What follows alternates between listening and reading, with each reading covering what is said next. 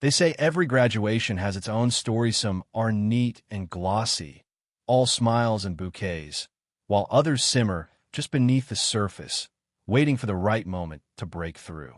Let me tell you about the day everything changed for one mother and her Sonia. That happened.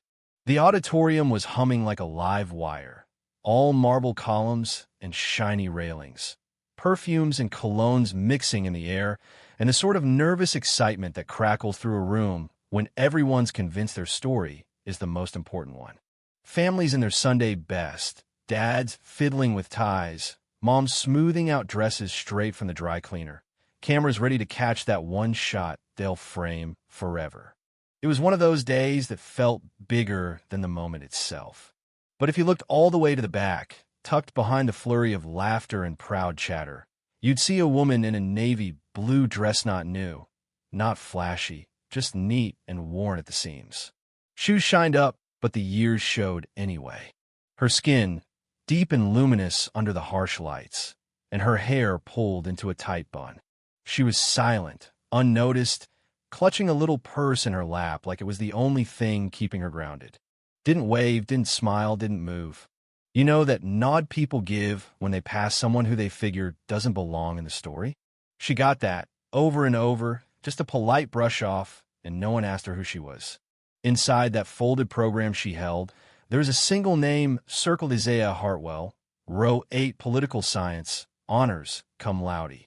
She read it the way a prayer is read, then shut the program and settled in. Around her, the small talk floated: who got into consulting, who landed the scholarship, which family basically built this place. Not that she cared. Her silence was its own answer. On her collar, just barely there, was a gold emblem. Not the school's, not a sorority badge, something older, private, a piece of her nobody else could name. As the orchestra swelled and the ceremony rolled on, the woman in blue stayed perfectly still. Not from nerves, not from sadness, but because she knew this moment was about more than just a degree. The applause went up and down. Every name met with a cheer, families riding the wave of pride. But she sat steady, hands never leaving her lap. Soon, the whispers started, two women a few seats away leaning together. Not quite hushed. Is that his mother? I thought he was on scholarship, just one of those diversity stories. The woman didn't flinch, just tightened her jaw, the kind of reaction you only notice if you've seen it before. And she had, for years. Flashback, those same halls at night, her reflection in the floor tiles as she pushed a mop, the bleach clinging to her like armor. Days as a nurse, nights cleaning classrooms, some of them, the very ones Isaiah sat in. Sometimes all she got was a note from him by the stove, plate of rice, and beans still warm. But she always found time to read his essays, leaving notes in the margins, never letting him believe he couldn't make it. Isaiah always quiet, never showy, the only black student in the honors program. Professors wondered if he fit. Classmates joked about his sneakers, called them government issue. Someone always asked if he was there on a sports scholarship.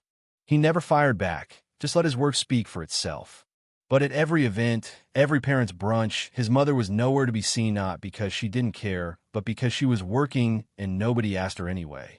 Back in the present, Isaiah's name was near the end of the list. The woman in blue hadn't clapped for anyone, but the storm building in her eyes was impossible to miss unless, of course, you weren't looking. On stage, Isaiah waited, standing tall, shoulders back, hands clasped. If you'd watched close enough, you'd see how the professors, even the distant ones, kept glancing his way. There was something different about him, not loud, not eager for the spotlight, just that steady presence like a drumbeat under the noise. Another flashback is tutoring classmates in the library, leading drives for winter coats and donated laptops, writing anonymous op-eds that challenged the university's shallow take on inclusion.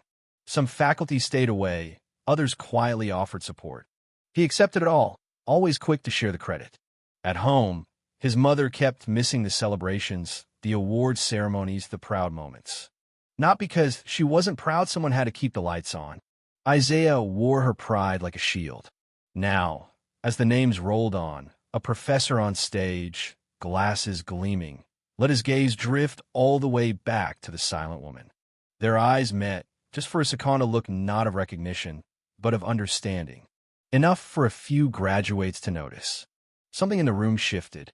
The president stepped up for the closing remarks, voice practiced, thanking donors, talking about perseverance, the whole spiel. Then paused. "There's a change to the program," he said, and you could feel the ripple.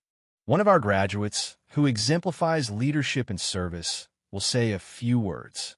No one needed the name, but when he called, "Please welcome Isaiah Hartwell," the gasp was almost physical. Isaiah took the stage, no nerves, no drama. He looked out calm, then spoke. "Today I graduate with honors, but the person who carried me here is not on this stage. She's sitting in the very last row." And like a tide, the whole auditorium turned, cameras swinging, eyes landing on the woman in the blue dress, who sat frozen, unsure whether to breathe or not. Isaiah's voice rang out. Strong spoke of his mother raising him alone, working while he studied, believing in him when others only questioned his place. "I am here because she never let me believe I didn't belong." The room went still, the kind of hush that demands attention. Isaiah looked straight at the crowd. "My mother raised me with dignity when the world gave her none." Gasps rippled. "She scrubbed these very floors while I was in class." Faces shifted, students thinking about the janitors they'd ignored, faculty looking away. He spoke about her sacrifices, her strength, the silent power that lifted him to this stage. "If you're clapping for me, you're clapping for her." He let the silence stretch, intentional, powerful. His mother in the back sat straighter, her hands relaxing just a bit, not shrinking but rising to meet the weight of all those eyes. And then, slowly, a student in the front row stood up, cap crooked, eyes fixed on the back. Another followed, and another.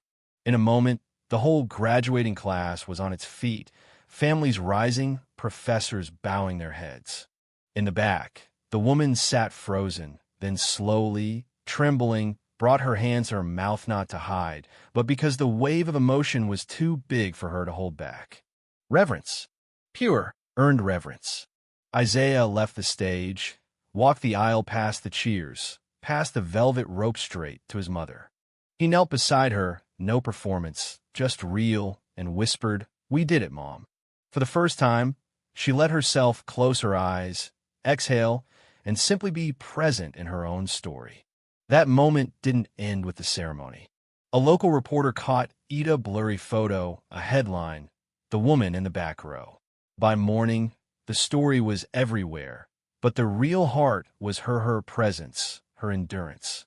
People saw their own mothers in her, women who carried generations with silent strength. The university wanted to honor her, put her on brochures, invite her to speak. She declined. She didn't need the spotlight. She already had her moment, true and quiet. Isaiah went on law school, top of his class, turned down big money to do civil rights work. Every speech, every panel, he started the same. "My mother sat alone at my graduation, but the whole world stood for her." And maybe that's what we forget sometimes, right? That real honor isn't always about the applause or the headlines. Sometimes it's about the person who sits quietly in the back row, changing everything simply by never giving up. So, tell me, who would you stand up for, even if the world stayed sitting? Drop your thoughts below. Does justice always look the way we expect, or is it quieter, waiting for us to notice? Let's hear your take.